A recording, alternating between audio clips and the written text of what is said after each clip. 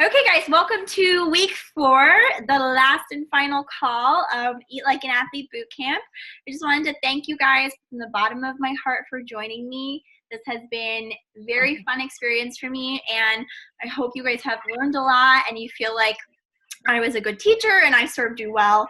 And I'm going to be asking you guys for just some feedback. So if you can please just do it, fill it out when you have the time to really just let me know what you were thinking, and please be honest. I am not a professional online course creator, so I'm sure there's lots of things I could have done better.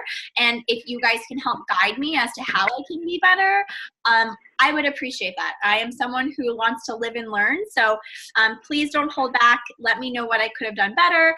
And also, if you could just give me some examples of some positive experience you've had as to how you've applied the knowledge you've learned, that would also be awesome, because I would love to know what worked really well and how it worked and how you guys applied it, so that I can keep making this better and better and better. So thank you in advance for doing me that little favor.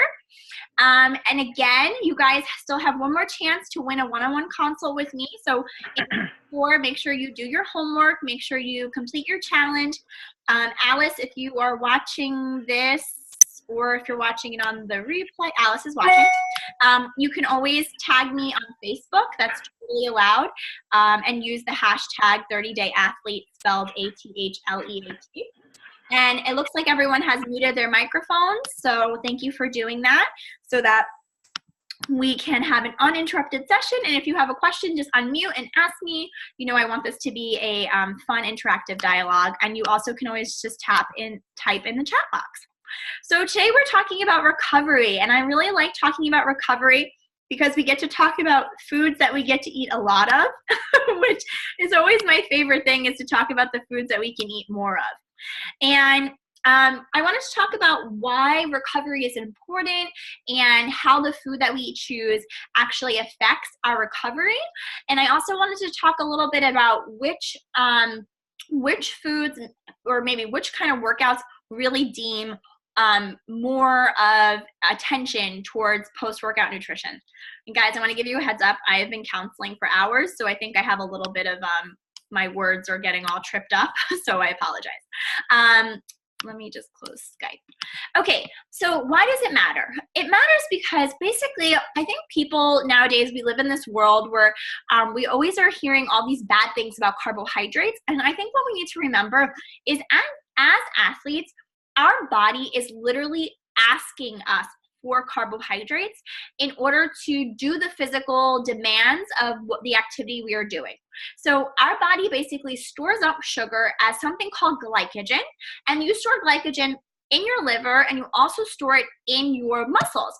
And the more we train as athletes, the bigger ability our body actually has to store glycogen in our muscles. So basically, as you work out and build muscles, your body's actually practicing storing this sugar to use as fuel. So basically, your body gets better and better and better at using sugar. Now, we have to remember that when we eat food, we don't have little pieces, microscopic pizza floating around in our bloodstream. What happens is our body takes the pizza, it breaks it apart in our gastrointestinal system, and then it sends it into the blood packaged as a molecule. Now, some of these molecules are sugar, and that sugar gets into the bloodstream where it doesn't belong. We're not supposed to have sugar in our bloodstream. And it's actually the role of insulin to kind of knock on the door to the cell so the cells open up and let the sugar inside the cell. Now, remember, in someone who isn't exercising often, the cells might not really be listening for that signal because the cells don't need sugar. But as athletes, as someone who is regularly every single day exercising, those cells are listening for that signal. Those cells really want sugar to replenish their glycogen store.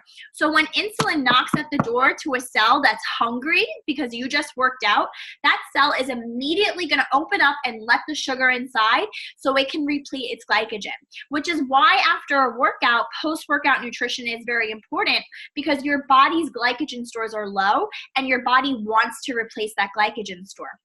Now, the other cool thing is, as we are kind of eating this carbohydrate, which spikes insulin, insulin has an anabolic effect, which means insulin helps us build muscle, which is really cool because that's really what should be the point for all of us as athletes is we want to build more muscle.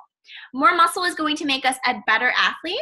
More muscle is going to also help us get more of that appearance that many people want, that kind of lean, toned look.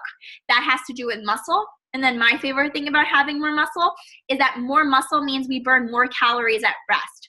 So 2 people that are both sitting here and they both weigh 180 pounds, the one who's sitting still, okay, and weighs 180 pounds with more muscle will be burning more calories than the other person who's sitting still in the same exact room weighing 180 pounds but has less muscle mass. That person will burn less calories at rest.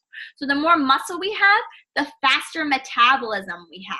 And we always hear this like, how do I boost metabolism?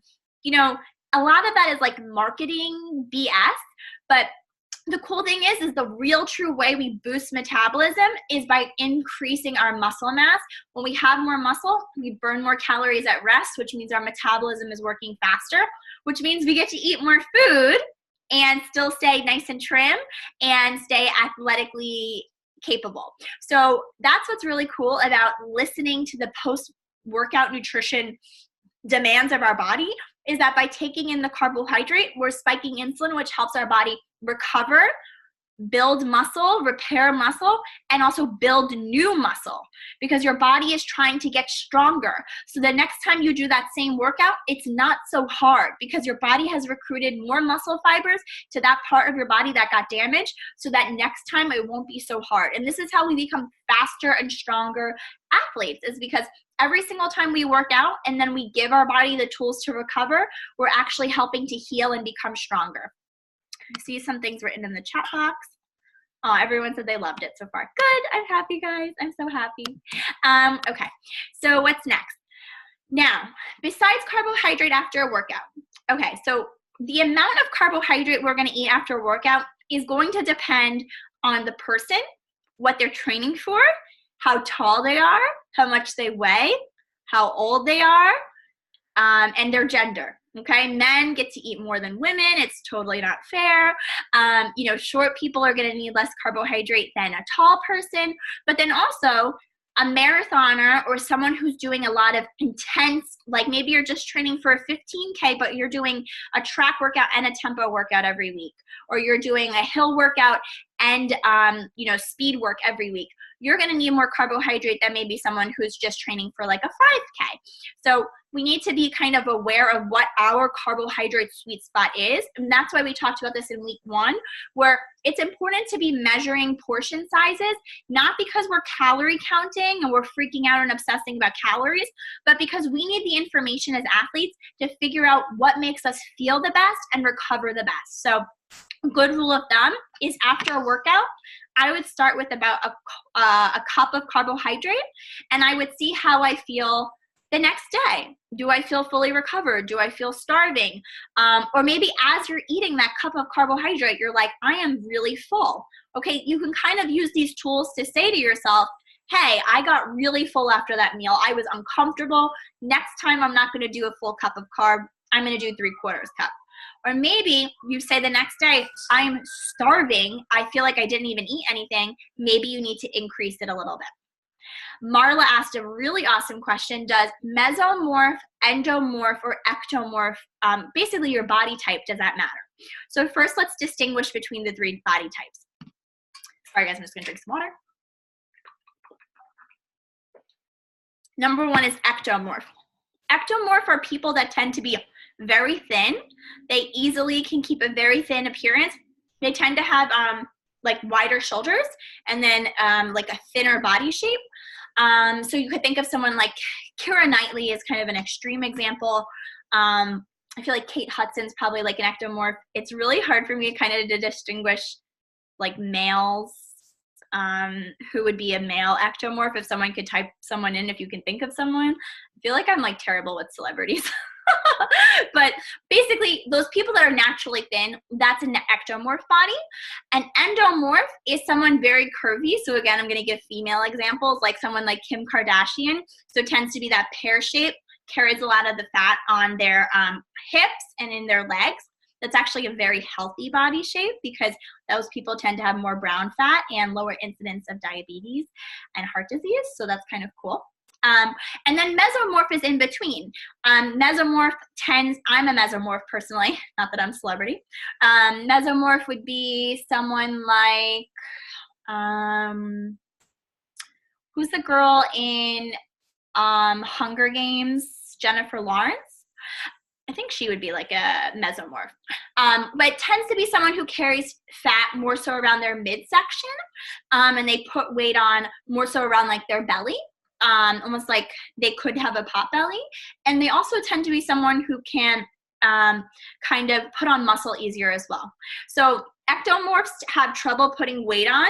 Endomorphs tend to be able to put weight on a little bit easier.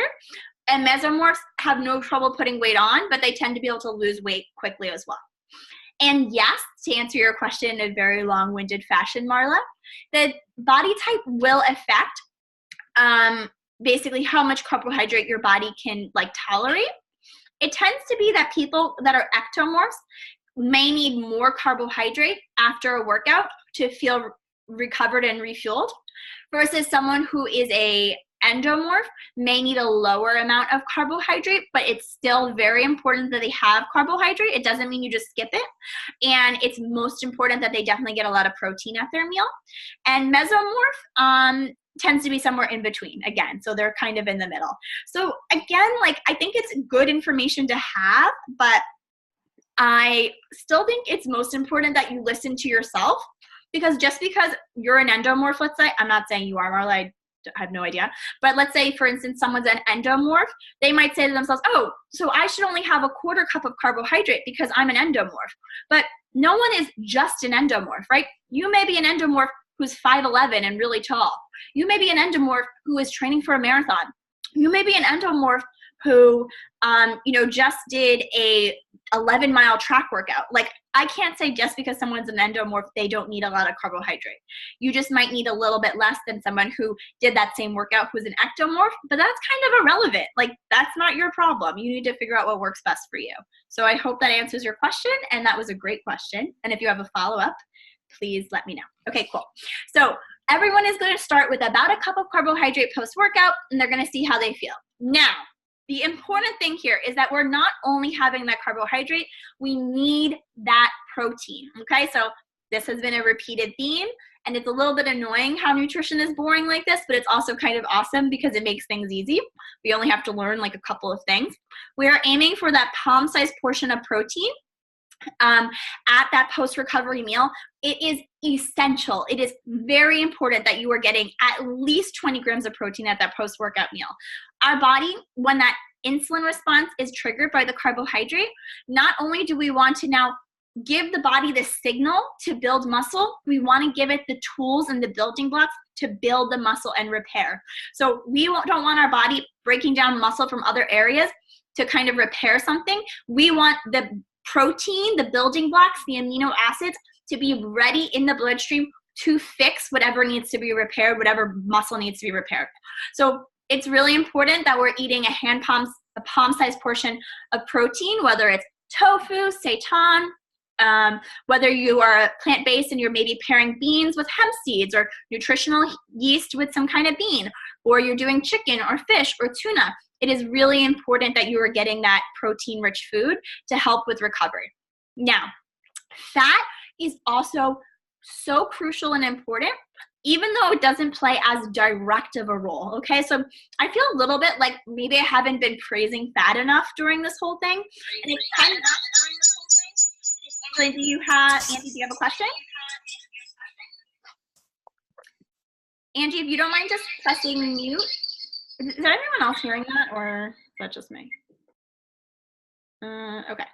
Anyway, sorry. So fat is, so the reason maybe fat has been mentioned less is because fat doesn't necessarily have this like critical role in this performance and muscle building process, but it doesn't mean fat's not important.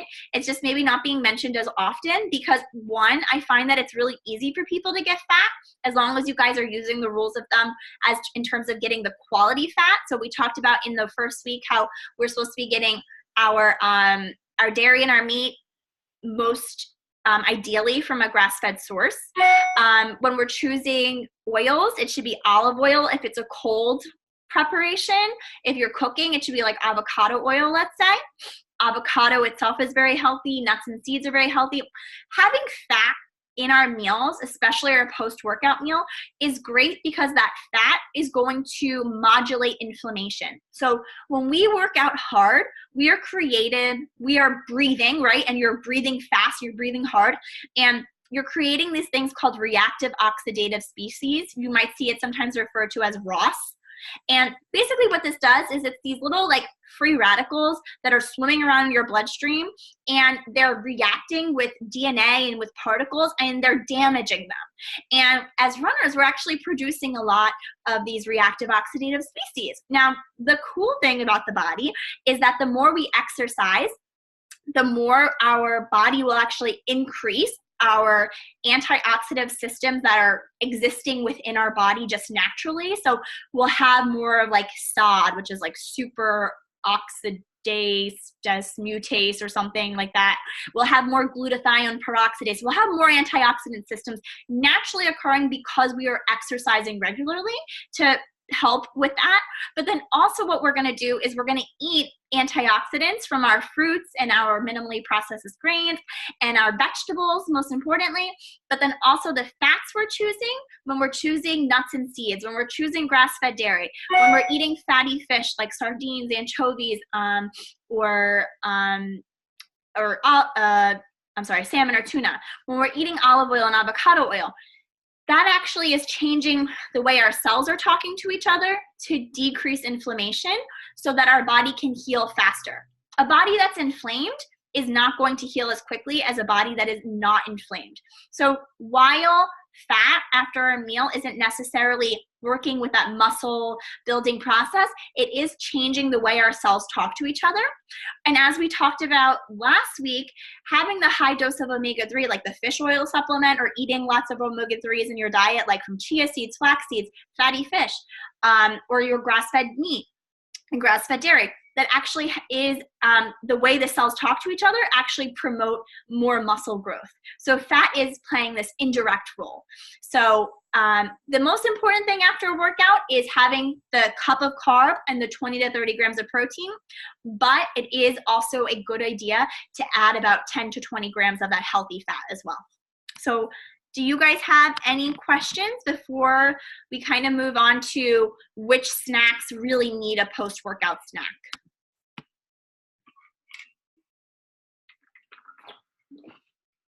Again, I've been talking too much brain because I just said which snacks need a post-workout snack, and I meant which workout needs a post-workout snack. Sorry, guys. Okay, so workouts that need a post-workout snack. I think I just said that right. Okay, so people that definitely need to have a post-workout snack would be people that are doing 2-a-days. Okay, so if you're someone who is like waking up early and working out, and then you're working out again in the afternoon, I want you to be more aware of the fact that eating within 30 minutes post-workout will help your recovery, okay? You are the exception to the rule. You are working your body really hard. So having that little extra, 30 grams of protein, 30 minutes within your workout with a little bit of carbohydrate will help you so that you can do that second workout of the day and still control your appetite so you're not constantly starving and you feel energetic and you feel healthy, okay? So people that are doing 2-a-days, I would say those are the people that need to kind of have like the post-workout snack bar, whether it's something like Oatmega is a great recovery bar because it has the protein and the carbohydrate. Or you're having the protein shake, you're making a protein shake, you're carrying it around. If you're someone who is working out and you know you're going to eat a meal again in an hour or two, I wouldn't stress out so much about it. But for those of you who are doing 2-a-days, I would go the extra step to make sure you're having this snack. if you did a hard workout where you were breathing really hard, and I mean like the kind of workout where you couldn't have a conversation, okay? So if someone was running hill repeats with you and trying to talk to you, you would be like, shut up, I cannot talk right now, I'm barely alive. Okay, if it's that kind of workout, you may benefit from having a post-workout snack. However, if you know you're gonna eat a meal within like an hour, I wouldn't stress out about it. So it's going to be individualized, but if you're like, you know what, I'm going to finish my workout at 5 o'clock, I'm not eating dinner till 7:30, having a post-workout snack would be a good idea after those workouts where you are working really hard, especially if they're lasting like longer than 30 minutes. Okay, so something like one of those like 11-minute Tabata workouts or like those short like 7-minute HIIT workouts, that doesn't really require a post-workout snack, but I'm talking about those like endurance plus intense cardio sessions. Those would warrant a post-workout snack if you're not eating a meal within 1 to 2 hours post-workout. So keep that in mind. I think it's also important to listen to hunger.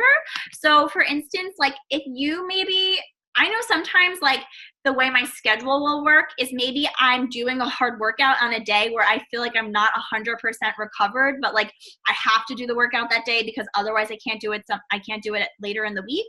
So I might be extra good that day about snacking. So for instance, if like this happened to me recently, Thursday I did a hard workout. I wasn't 100% recovered come Saturday, but I had to do the workout because it was the only day I could do it. And on Saturday, I was extra good about having my pre-workout snack, fueling during the run, and then having the post-workout snack 30 minutes after, because I went into that workout feeling hungrier and feeling less recovered. My body needed that extra protein and carbohydrate to recover and heal, and it worked out well. Like by Monday I felt really good and I was working out hard again. So kind of listening to hunger, it's not such a scientific recommendation, which I know can be frustrating, but sometimes we really have to trust our body and listen to our hunger and trust that our body knows what it's doing. I always encourage, if you feel like you're about to faint post-workout and you're like, I'm gonna eat dinner in an hour, but like while I'm cooking dinner, I feel like I'm gonna keel over if I don't eat something. Again, listen to your hunger, okay? Being strategic and saying, before I cook dinner, let me throw a banana and a scoop of protein powder or a scoop of powdered peanut butter in the blender and drink that and then cook dinner. Guys, your body is yelling and screaming and asking for carbohydrate, asking for protein. Give it the protein, give it the carbs, and then eat your dinner. Okay, there's no reason to feel guilty. Listen to your body. Your body is telling you something for a reason. So I know I have days where I'm like, I didn't work out particularly hard today, but I am freaking starving. And before I begin cooking dinner, I'm very intentional. Okay, so it's not like I'm standing in my kitchen and I'm standing there and like I open the fridge and I like grab a piece of bread and I'm eating it while I'm cooking. Like I don't want you guys mindlessly eating. I want you to be an adult and say to yourself, I'm an athlete. I'm hungry today, even though I only ran 40 minutes, you know, whatever, we're crazy that we think that's an only, right? And you say to yourself, I'm going to have a snack before I make myself dinner or I make myself lunch, okay? So you're gonna grab something that has some carbohydrate in it. Maybe it's gonna be like a banana. And then you're gonna say, I'm gonna have some protein. Maybe it's gonna be a yogurt. I'm going to sit down and take 10 minutes to eat this snack. I'm going to listen to my body, listen to my hunger, eat my snack and enjoy it. And then I'm going to go make myself dinner, okay? No guilt, it's totally fine. The point is that you're making an informed decision and you're giving your body what it needs. And it doesn't matter that you're about to eat a meal. Maybe you'll eat less at dinner because you had a snack, whatever. The point is that you're listening to your hunger and you're doing so without having any guilt, and you're not eating mindlessly, like just eating in the kitchen, whatever's in your fridge. And then the other thing I want you guys to keep in mind, sorry, I know there's a lot of caveats here, but remember lifting is also going to increase our muscle breakdown. So if you lifted heavy, even if it was like the day or two before, your muscle may still be repairing itself. So you may notice you need that snack. So again, like let's say on Monday, I lift heavy weights, and then on Wednesday, I work out and I'm like, I am so hungry after my workout. You might need that 30-minute snack, that snack within 30 minutes, because your body is still healing from lifting heavy on Monday. So just again, keep in mind these hard workouts where you're working out for more than 30 minutes, you're breathing really heavy like you couldn't talk, your two-a-days, and your heavy lifting, those are all things that are breaking down muscle. And remember, it's not like a lot of times people will be like, oh, well, like I haven't worked out hard in 2 days. Remember that your body isn't like acutely aware of the fact that like you worked out at 12 p.m. on Monday. Why am I still hungry the next day at 1 p.m.? Your body is just living and doing things, right? So we can't be so like wound up in the time. Your body is working at the capacity and the pace that it's able to. So remember, just because that was yesterday to your body is still reeling from it. Your body is still healing and recovering from it. So you may need to add a little bit extra carb and protein into your meal. So I know that's a little bit dicey, and if you have any questions, please ask. But it's more so just being aware of the fact that those hard workouts mean that it's more important that we really focus on having a post-recovery snack, and it doesn't always have to be the same day as the hard workout.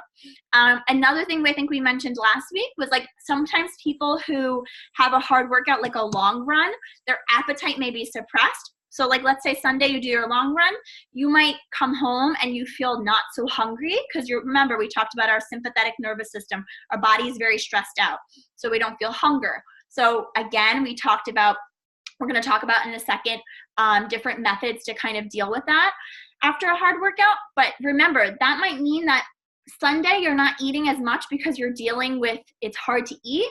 Monday you might be hungrier, and that's okay. So Monday you might need like a post-workout snack even though you do an easy 3 miles or something. So just be aware that we can't be so hard on ourselves in terms of if we feel hungry, we need to respect our body's hunger. Do you guys have any questions? Oh, okay. And before we get into dealing with like sensitive stomachs, just remember that sometimes people will be avoiding carb because they don't want to get out of fat burning mode. And like I just said, remember, our body, when we exercise, our body is using up the stored sugar in our liver and in our muscle, especially when we've exercised more than 45 minutes. So when we get to that phase where our body has used up the sugar that's stored, our cells start to ask for sugar. So if you're like, well, I don't want to get out of fat burning mode, you have to remember that you're going to eat a banana, you're going to eat oats, you're going to eat bread, you're going to eat, quinoa or cereal, but your cells are going to be asking for the sugar. So as soon as you eat it, insulin knocks on the door to the cells open up, take the sugar out of the bloodstream, and you're right back into fat burning mode.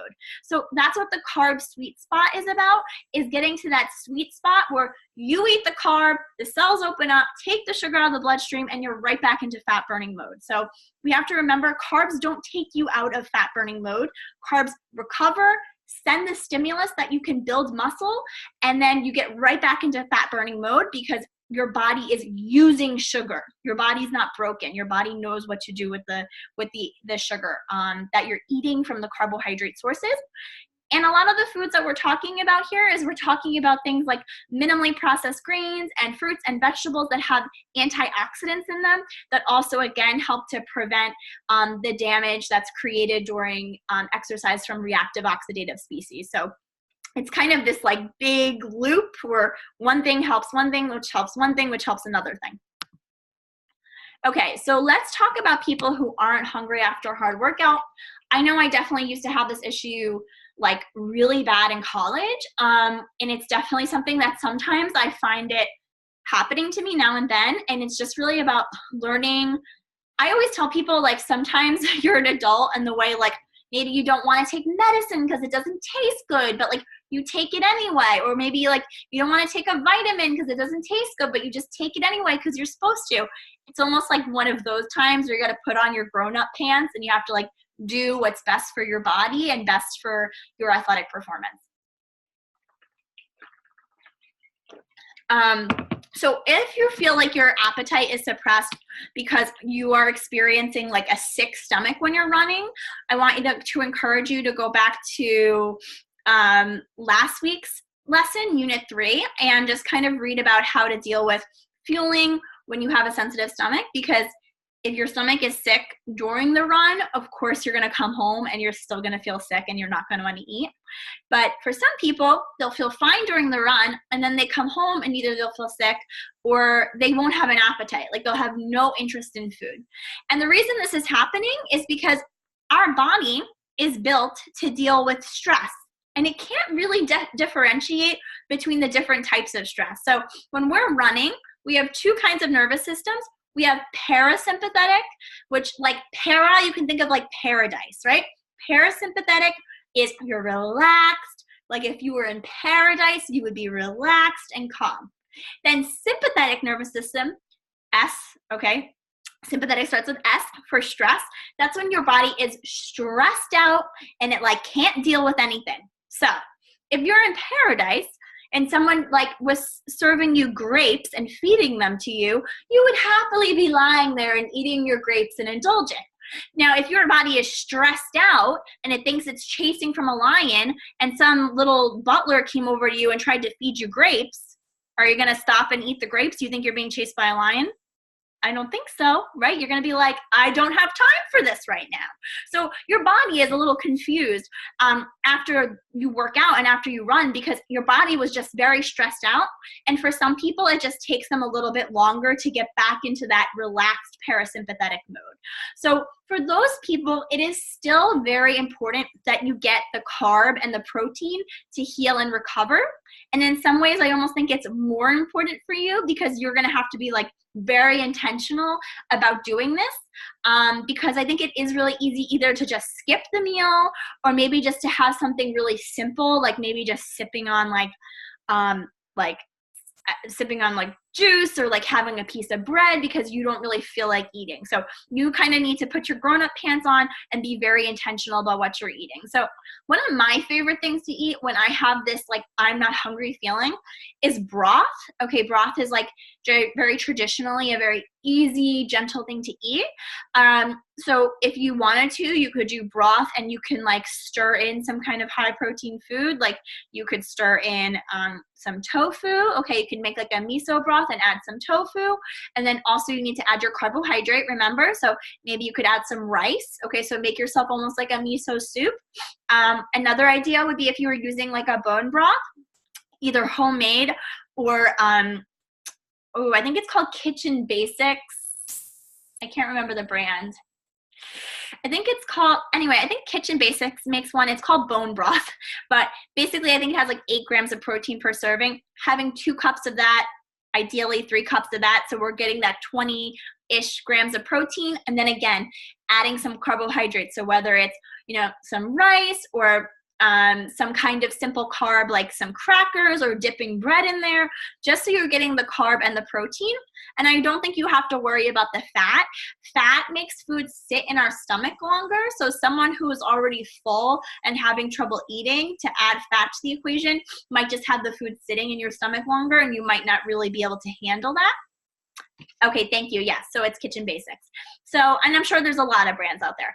And I have no idea what brands they have in Australia. Sorry, John. But basically my point is that broth is a really good idea because it has protein occurring in it naturally, or if you add something high protein to it, even if it's just like chicken, like you make chicken in the crock pot or whatever, chicken noodle soup, and that would be a good idea. The noodles would have the carb and the chicken. John has his own broth. He doesn't need me. The other idea is that after a workout, when our stomach is not hungry or feeling sensitive, liquid in general, so whether it's broth or a smoothie, liquid actually moves faster through our gastrointestinal system, so it's tolerated better. So basically, if your stomach is kind of like not yet getting the signal that it needs to eat, it's better to have something liquid because the stomach, it makes sense, the stomach has to do less work to get it from the stomach into the small intestine. It's already liquefied. Versus if we're chewing up a solid food, our stomach has to work with and turn it into chyme, which is like this slimy thing that then goes into the small intestine. The liquid already is in that liquid form, so your stomach has to work less hard, so it's easier on digestion.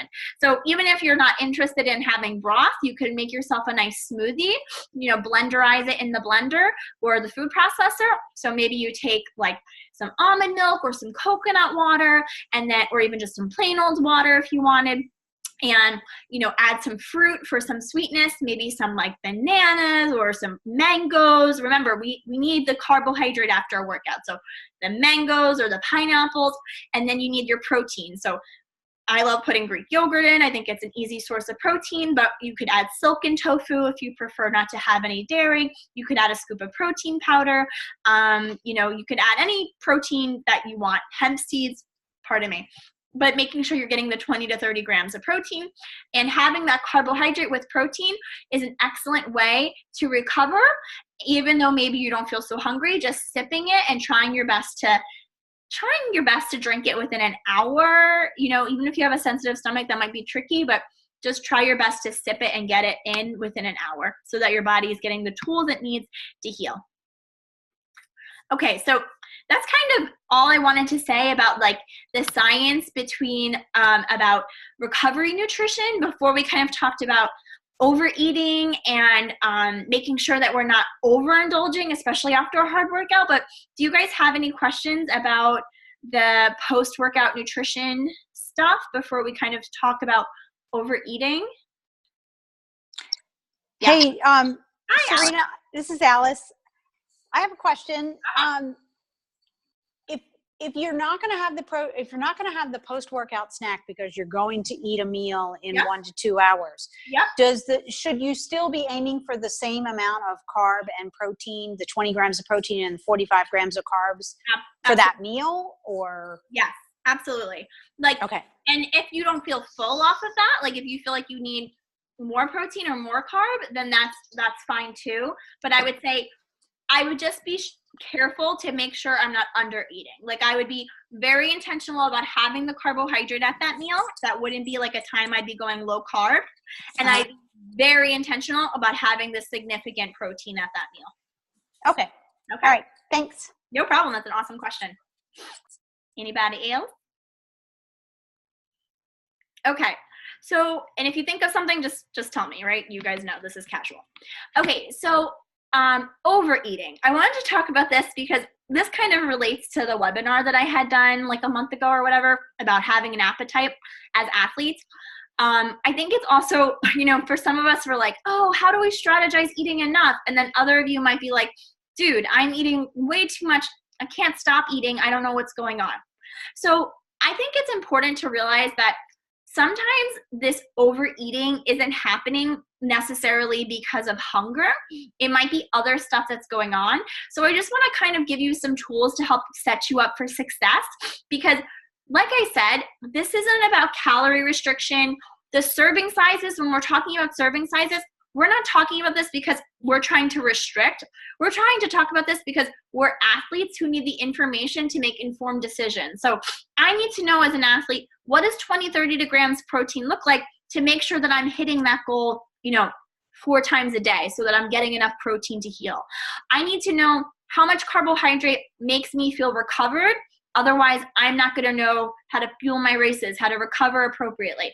None of this is about restriction, but likewise, if you feel like you're overdoing it at meals, it could be not necessarily the fault of the choices you're making, but maybe some of the habits that are happening.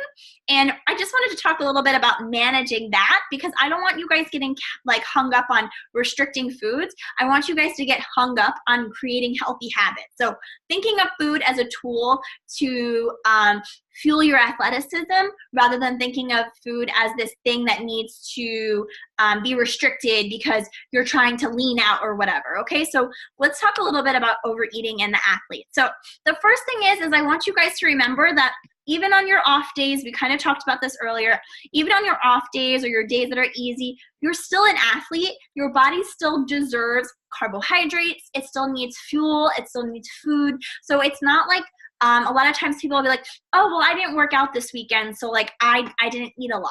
That's not how it works. Your body isn't thinking of days in these isolated increments. It's thinking of your life in this like long-term, your usual habits. So if usually you're an active person, that means you've accumulated muscle mass, you've increased your metabolism. Your body needs more of this nutrition. And by regularly eating the 20 to 30 grams of protein and eating the healthy fats to decrease inflammation and eating enough carbohydrate to help refuel and restock our glycogen, that's going to help control our appetite. Okay, so it's when we're doing this like deprivation dance where the days where we're not exercising, we're restricting, and then we feel starving. Well, yeah, because your body needs to always be treated like an athlete. It's not just your long run days. It's not just your recovery days. You need to always be feeding yourself like you're an athlete. You have to always be like training for a race, even if it's like my race isn't for another 4 months. I'm in my off season, whatever, okay? So I want you guys to always be aware of the fact that meals need to have protein, the 20 to 30 grams of protein. The filling carbs are so important. I think people are so afraid of carbs, but you guys now know how to read labels. Beans are going to help you stay so full. They're filled with resistant starch and fiber to slow down your blood sugar so it doesn't spike, to keep you fuller. My favorite thing about them is they feed the bacteria in your colon so that you don't have bad food cravings and so that you control your blood sugar, and so we protect our immune system and we produce more serotonin. Like, oh my God, I'm obsessed with beans. Basically, is the point there. Okay, so filling carbs from our vegetables, filling carbs when we're reading the labels for grains, looking to see how many grams of carbohydrate am I getting from this grain. If it's higher than 5, it's probably a healthy choice. It's probably going to be beneficial. And then having some quick carbs and trying to include those quick carbs, before and after your workout so that your body gets a chance to absorb the sugar and help heal from that workout. And then again, the fat is going to keep you fuller longer. Having 20 grams of fat at your meals is going to decrease inflammation in the body, but also keep you fuller longer. Remember that our brain is made up of fat, and eating these healthy fat foods are going to help protect our brain from dementia and Alzheimer's and help keep our brain nice and fat and healthy, which is what we want, a big, fat, healthy brain. So we have to acknowledge that fat plays an important role here. And if your meal is low in fat because you're doing like a lean protein and a carb, you need to go out of your way to add that healthy fat, that olive oil, that avocado oil, that that grass-fed cheese, that grass-fed yogurt. You need to go out of your way if the protein food doesn't already have the fat in it. Okay, so we have to always be eating like an athlete. But I also wanted to give you guys some practical tips, like some things that are really going to help people that maybe have issues and habits where they're overeating. So something that I found is very common is people will come home. So whether they're coming home from shopping or they're coming home from work, and they'll go straight to the refrigerator. And I don't think that's always necessarily something where you're hungry. I think it's a habit where you're looking for something to soothe you, okay? So I think a lot of times we're out in the real world and someone stresses us out, or we're thinking of all the things we have to do, or maybe now it's nighttime and you didn't do all the things you were supposed to do and you feel stressed out and you're trying to use food to help de-stress. So I always say if you're coming home and you kind of know you're in that stressed out mode, maybe take a timer. And I always talk about timers, so you guys don't have to do timers. You can maybe say, I'm going to listen to 5 songs. Okay, so that way you're kind of accidentally setting a timer. But I'll set a timer for 20 minutes and give my body 20 minutes of distraction. So maybe I'll say, if in 20 minutes I still want a snack, then I will eat a snack. Okay, so I'll walk in the door, I'll set a 20-minute timer, and then I'll go read a book, or I commonly like to clean. Like for 20 minutes, I'll organize my closet or, clean up my kitchen, whatever it is. And if in 20 minutes that timer goes off, you're actually hungry, you ask yourself the question, if someone gives you broccoli and salmon, would you eat it? A hungry person would say, heck yeah, free food. I will absolutely eat the salmon and broccoli that I don't have to cook and is free. But a person who's just like kind of stressed or bored, and you said, hey, do you want some broccoli and salmon? They would be like, no, do you have potato chips and ice cream? Okay, so kind of using that question to figure out, am I hungry or am I using food for a different reason, okay?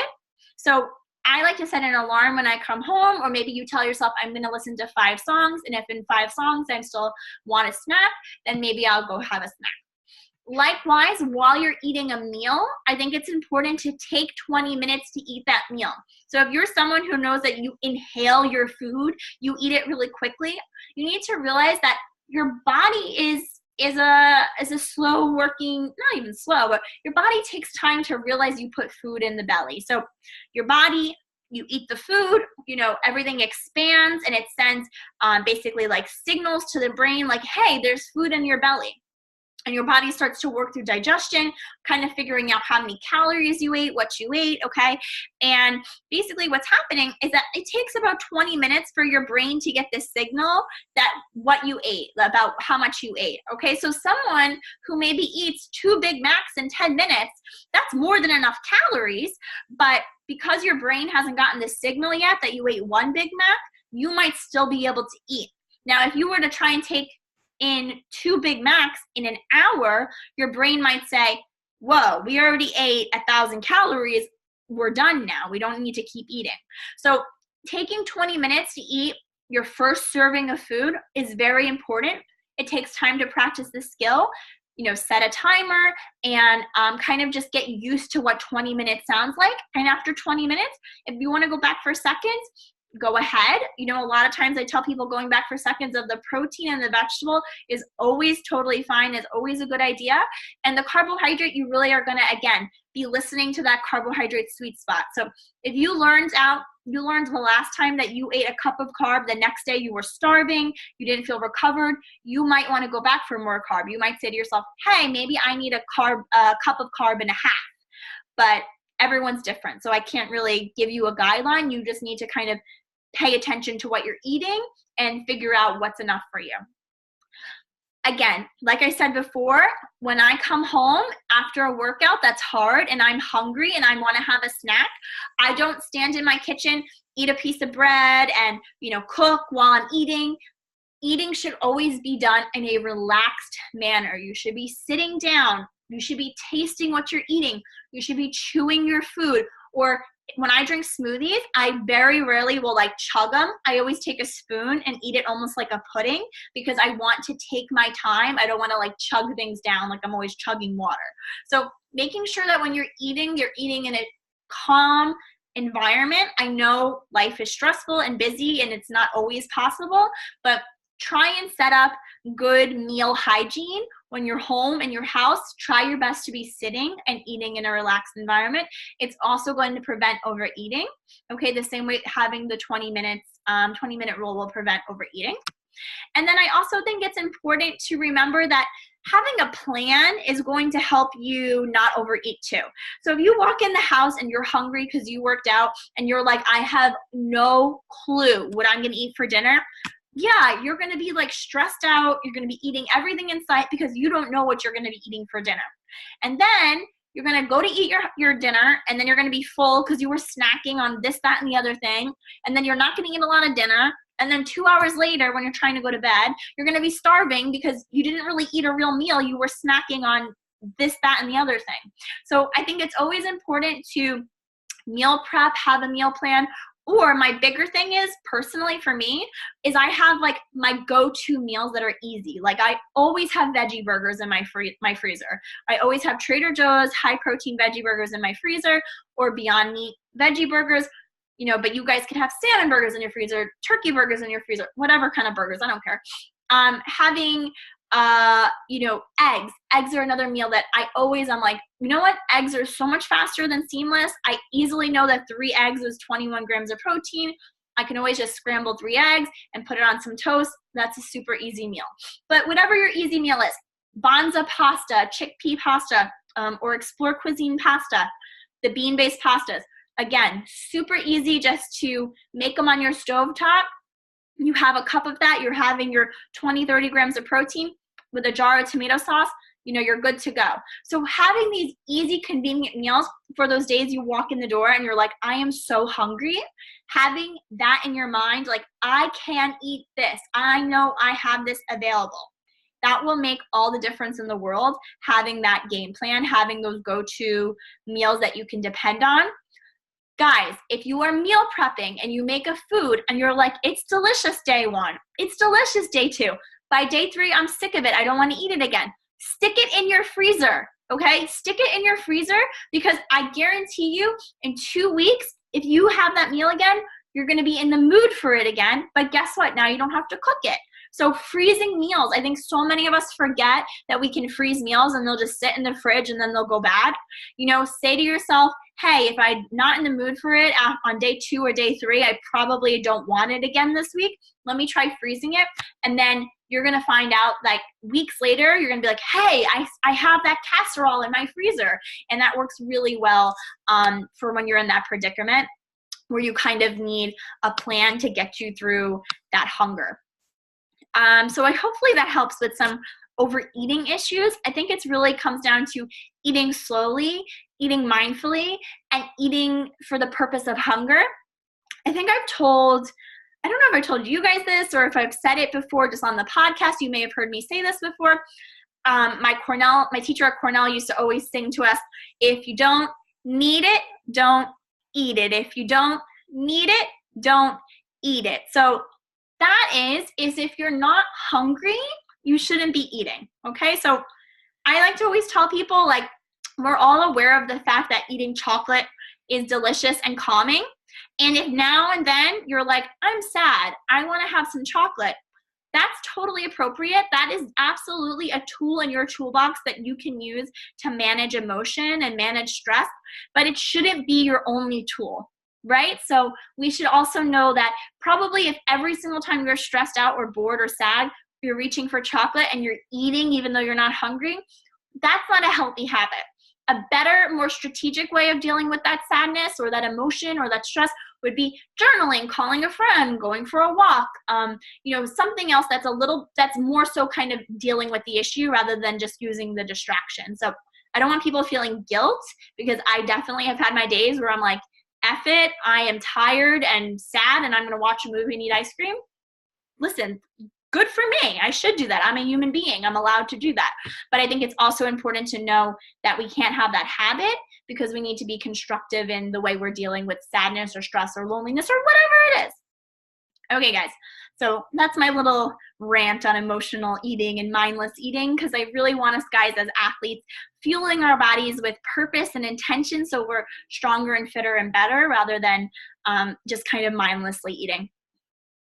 Do you guys have any questions before we end our last session of Eat Like an Athlete Boot Camp?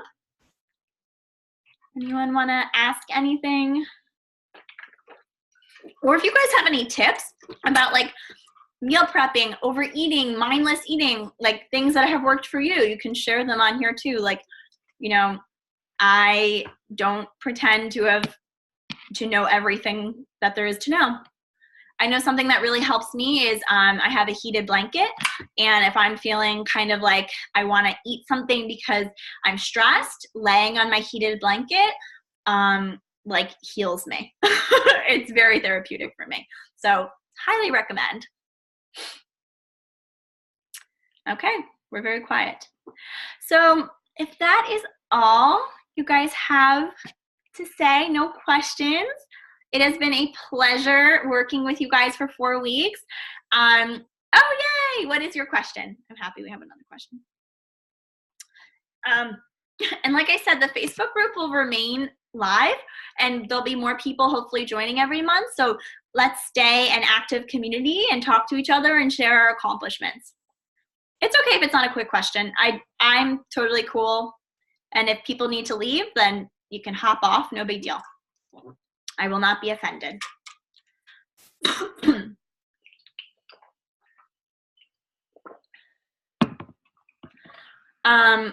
So the Facebook community will remain active. I'll definitely be posting in it, and I would love to keep in touch with you guys. And if you want to update me or if you have questions, you can always ask, because I think it's important that we have this community so that we can all learn from each other and learn from our experiences as we all probably go out and try Martens, because Ilya has us all so curious. Although Julie already knows, we can all share our experience with how we're using it. So I think it'll be just kind of fun for us to build on this relationship that we've built with each other online. Okay, Marla, will new people be added to the Facebook group, and when you do this again? New people will be added to the Facebook group. So I'm just going to keep one Facebook group. I kind of think it's better to have one thriving community, and I kind of feel like it'll be, pardon me, interesting for you guys are all going to be, I feel very proud of the fact that when I'm not able to answer the questions quick enough, you guys are kind of working through it yourself. So you're like, hey, I don't know what Serena's going to say, but this is what I think. And it's just really showing that you guys are learning how to think like a sports dietitian. And I think the more you guys are seeing these questions and doing that, you know, obviously I'll be answering all of the posts as well. But I think the more you get to practice that skill, the more you won't lose that skill, and the more likely you'll keep applying it in your own life. When you're unfortunately recovering from an injury, which nutrients would you say to amp up? Kristen's going to try her Martens. She's going to practice. Okay, when you're unfortunately recovering from an injury, what nutrients, an example, more protein, would you say to amp up? Obviously being conscious of still eating well, but not wanting to be overeating even if you're hungry doesn't necessarily adjust right away to less workouts. And obviously being conscious of still eating well, but not wanting to be overeating even if you're hungry.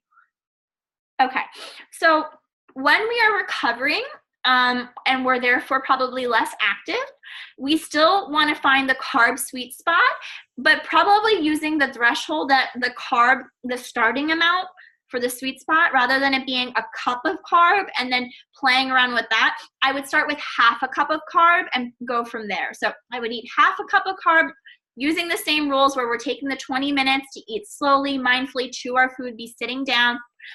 But start with that half a cup and kind of see how that works. The second thing I would say is that if you're not very active, you're injured, I would make the majority of my carbs be filling carbs. So those high fiber carbs from beans and legumes and from vegetables and fruits and from very high fiber grains, rather than it being a mix of the quick carbs or having certain meals be like entirely quick carbs. I'd be very conscientious that most of my carbs are the fibrous filling carbs. And something I wanted to just say for like an idea here would be like, for instance, instead of maybe having like a piece of bread with peanut butter for a snack, if I was someone who was injured, I might say, let me have like a Wasa cracker or a GG cracker, which are those very high fiber crackers. And Wasa also makes gluten-free version. And I would maybe put some cottage cheese on there and some like cucumbers. And that way I'm getting a lot of fiber. And then the other thing is that protein is really awesome, because protein is going to help keep your metabolism high, even though maybe you're not working out a lot. Because remember, every single time we eat 20 to 30 grams of protein, we're stimulating that muscle protein synthesis. So like I said, even if you're a couch potato and you've never moved a day in your life, eating 20 to 30 grams of protein is very powerful, because it's always going to stimulate your metabolism, your muscle protein synthesis, so that you boost metabolism. So an injured person kind of gets to have that benefit too, even though they're maybe not working out. And then the other thing is I would still stick with like the 10 to 20 grams of fat. Even 20 grams of fat would be fine. It a little bit depends how tall you are. So like a shorter person maybe needs like 10 grams of fat, but a taller person maybe like 20 to 30 grams of fat. But I think 20 is still a good rule of thumb with the fat, and obviously choosing fat from healthy sources. In terms of like helping with recovery, I think ways to decrease inflammation is a good idea. So adding lots of anti-inflammatory spices to my food, like ginger and turmeric, or like curcumin supplements even. Lots of fish to help decrease inflammation in the body. I was reading when I had broken my bone and about like taking calcium. There's no evidence that taking extra calcium helps with bone healing, although I was like eating extra calcium rich foods, but I wouldn't take a calcium supplement. Vitamin D always plays a role in healing, so I would definitely have my vitamin D checked and make sure that my vitamin D was sufficient, and if not, I would take a supplement for vitamin D. But in terms of like the diet, I would say the key is that your carbohydrate sources should be mostly fibrous filling carbs, and basically definitely sticking to the 20 to 30 gram rule of protein even still, and just really being conscientious of making sure you're not eating unless you're hungry. And then your body, your weight will definitely be regulated, and you'll definitely have enough of the nutrition and nutrients your body needs to heal. So choosing anti-inflammatory foods like healthy sources of fat, nutrient-rich sources of carbohydrate, and using those anti-inflammatory root vegetables like turmeric and ginger, pepper. Those are really good ways to just boost the antioxidant content of your meals. That was a really good question. Does anyone else have any questions? Okay, makes sense. Thanks. Oh my God, guys, my knee, I feel like such a drama queen. I was crying and freaking out. I think I literally have like post-traumatic stress disorder from breaking my foot, because I used to be so chill about injury. Like I never thought I was injured. So like when I broke my foot, I literally walked home from the gym, and I didn't go to the doctor till 2 days later because I was like, oh, it's fine. It's just a bruise. And then I found out I broke my foot. And ever since then, I'm the complete opposite. So my knee like started hurting randomly, and it was all swollen and painful. And I literally just assumed like my ACL ripped or like something insane. And then basically I iced it and foam rolled it like a crazy person for 2 days. And I was also elevating it. And I woke up 2 days later and the knee pain was gone. But I went to the doctor anyway. And the doctor was like, you have runner's knee, which is like femoral patellar inflammation. And then I also had quadricep tendonitis. So I've just been really good about icing it and foam rolling it.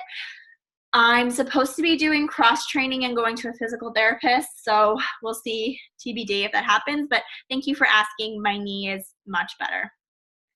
Julie said I'm going to get over it. I hope so, because I feel really dramatic. Like I was so depressed.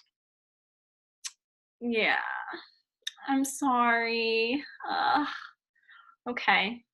Well, listen, we're all in this together as athletes. Unfortunately, we're going to get injured. It's the risk for taking, doing these extreme things with our bodies. And we're going to have times where we're more active. We're going to have times when we feel like we're on top of the world and we're PRing.